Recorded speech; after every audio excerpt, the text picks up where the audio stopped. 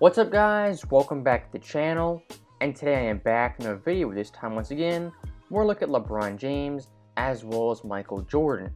And in today's video, we're going to rank these players 10 Finals MVPs. Jordan has 6 and LeBron has 4.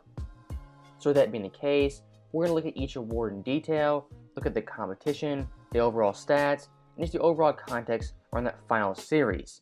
It's pretty simple. I'm going to rank them from worst to best. So that being said, let's get into the video.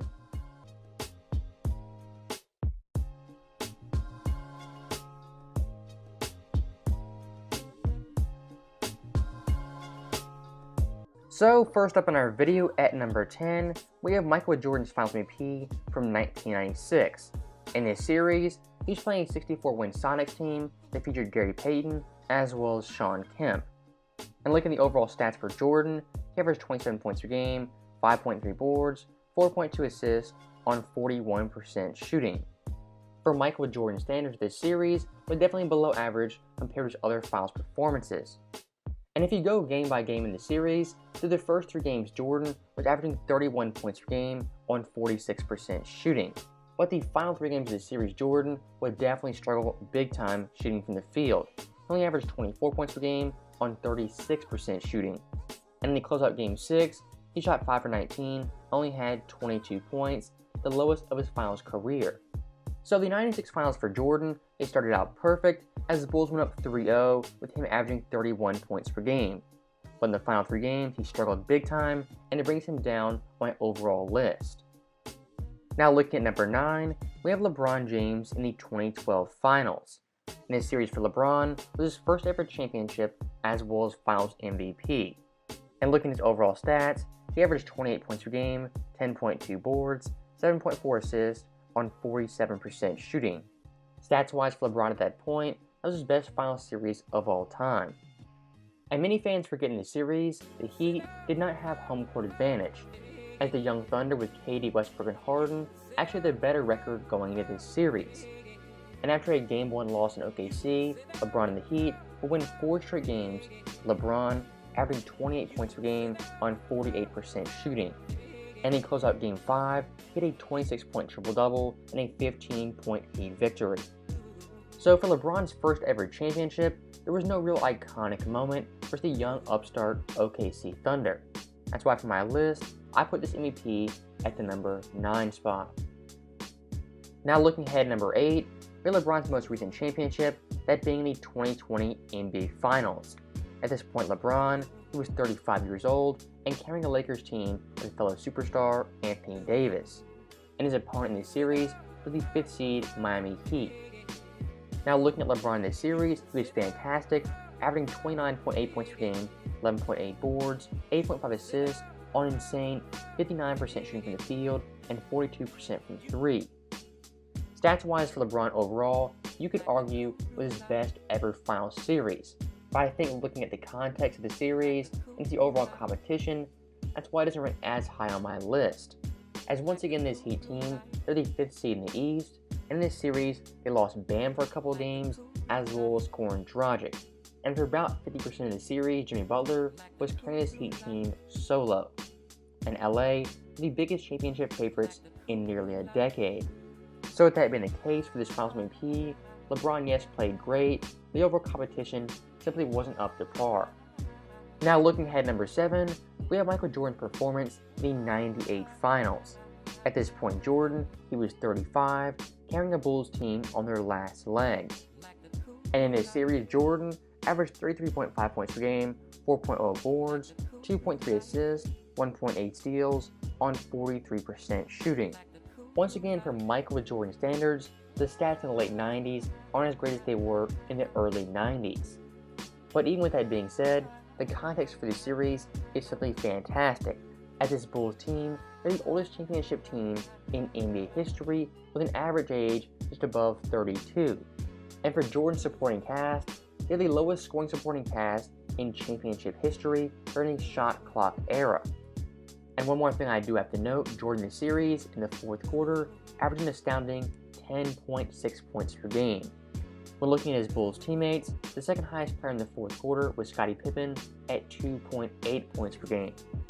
So Jordan, at age 35, he was carrying an old and depleted Bulls team, and in Game 6, went off for 45 points, including the dagger shot over Brian Russell. Taking all that into account, that's why I rank this series at the number 7 spot. Now getting to the halfway point in our video, we had LeBron James in the 2013 Finals at the number 6 spot. Now for this series, LeBron, who was in the middle of his prime, playing a Spurs team that was absolutely stacked. You had Tim Duncan, Kawhi Leonard, Tony Parker, as well as Manu Ginobili, four surefire future Hall of Famers. And looking at LeBron in this series, once again, he was absolutely phenomenal, averaging 25.3 points per game, 10.9 boards, 7.0 assists, 2.3 steals on 45, 35, and 80 splits. Once again, for LeBron, stats-wise, he was great in this series. But when we look at the 2013 Finals, the overall stats aren't what's so impressive. What's very impressive is how good LeBron was in the final 2 games of the series, pulling the Heat back from the brink of elimination. As in Game 6 of the Finals going into the 4th quarter, the Heat were down by 10 points. But in that 4th quarter, LeBron had a game-high 16 points and helped the Heat come back to force a Game 7. And in Game 7, many forget LeBron had an all-time great performance, hitting 37 points, 12 boards and 4 assists on 52, 50, and 100 splits. And that performance propelled the Heat to a Game 7 victory and LeBron's 2nd straight championship. And one more thing I do want to highlight, LeBron in the final 2 games of this series was simply off the charts, averaging 35 points per game, 11 boards, 8 assists on 47, 40, and 85 splits. LeBron in the 2 most crucial games came up clutch and big in the 4th quarters. And for my own personal criteria, I take that into account big time ranking these MVPs. Now next up at number 5, we have Michael Jordan in the 92 Finals. And for this series, Jordan was looking for his 2nd straight championship versus fellow great shooting guard Clyde Drexler and the Portland Trailblazers. And for this series, Jordan, he left no doubt who the best player in the NBA was, as he averaged 35.8 points per game, 6.5 assists, 4.8 boards, 1.7 steals on simply outstanding 53, 43, and 89 splits. And looking at Jordan's best games in the series, in Game 1, he had 39 points on 59% shooting, including 6 3-pointers. And the first half had an NBA Finals record 35 points. Also, one game I want to point to is Game 5 in Portland, with the series tied at 2 games apiece. In that game, Jordan had 46 points on 61% shooting, 50% from 3, and 84% from line, and a 13-point Bulls victory. And in Game 6 back in Chicago, had 33 points, a game high, on 54% shooting, including the game-icing free throws. So Jordan in the most crucial games came up big, having 46 points, as well as 33. And once again in Game 1, had the iconic shrug game with 35 points in the first half. Taking all that into account, looking at the competition, that's why I rank this series at the number 5 spot. Now next up on our list, we have another Jordan Finals, that being in 1997. And Jordan in this series once again was playing the Utah Jazz. And we look at his stats, he averaged 32.2 points per game, 7.0 boards, 6.0 assists, 1.2 steals on 46% shooting. Once again, definitely impressive stats for Jordan playing in the late 90s. But what I think makes it even better is how many clutch time moments Jordan had in his finals matchup. In Game 1, he had 31 points, including the game-winning buzzer beater in Russell's face. In Game 5 in Utah, he had 38 points on 48% shooting while playing with the flu. Once again in this game, he was clutch, as in the 4th quarter, he had 15 points, outscoring his Bulls team, who only had 8 total. And in Game 6 back in Chicago, Jordan had 39 points, 11 boards and 4 assists on 43% shooting in a 4-point Bulls victory. So once again, a theme of Jordan's career, in the biggest games of the series, he comes up clutch for his team, as in Game 5, he had 38 points, and in Game 6, 39 points. And looking how he played in the 4th quarters, averaging 10.7 points per game, you simply have to marvel at how good this guy was in the big-time moments. Now getting to the top 3 at number 3, we had LeBron James in the 2016 Finals. And as you guys know, for LeBron, this is one lone championship with the Cleveland Cavaliers. And back in 2016, LeBron brought his best this series, averaging 29.7 points per game, 11.3 boards, 8.9 assists, 2.6 steals, as well as 2.3 blocks. And for LeBron in this series, the stats, once again, they are outstanding and they are fantastic. What makes it even better is that Cleveland came back from down 3-1, and LeBron was playing a 73-win Golden State team. And look at the final 3 games of that series, LeBron was fantastic in all those games. In Game 5, he had 41 points, 16 boards, and 7 assists. In Game 6, he had 41 points, 11 boards, and 8 assists. And then Game 7, 27 points, 11 boards, as well as 11 assists. In those final 3 games of that series, LeBron in total averaged 36.3 points per game, 11.7 boards, 9.7 assists, 3 blocks and 3 steals on 51% shooting.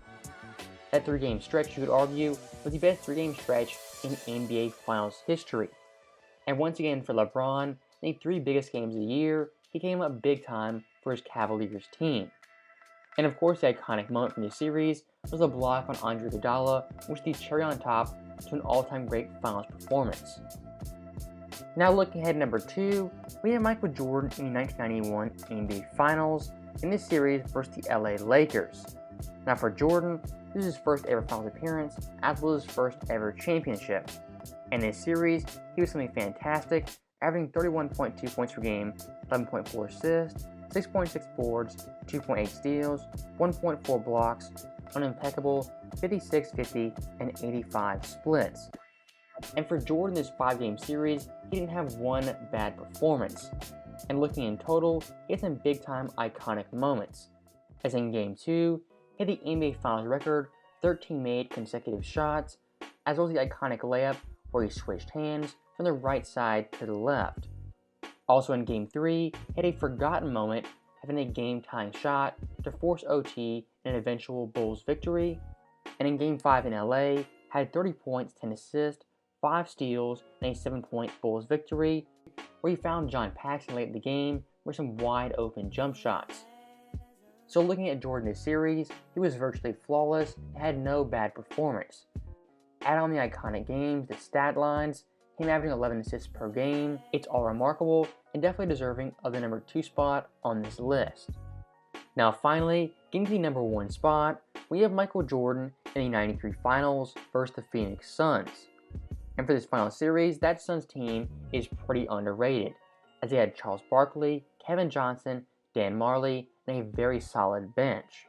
But even with that being the case, Jordan this series dominated the Suns team, averaging 41 points per game, 8.5 boards, 6.3 assists, 1.7 steals on 51, 40, and 69 splits. In my personal view, the best ever final performance by an individual player. And looking at Jordan's scoring this series, he scored 55 points, 44, 42, as well as 41. And from games 2 to 5, he averaged an astounding 45.5 points per game.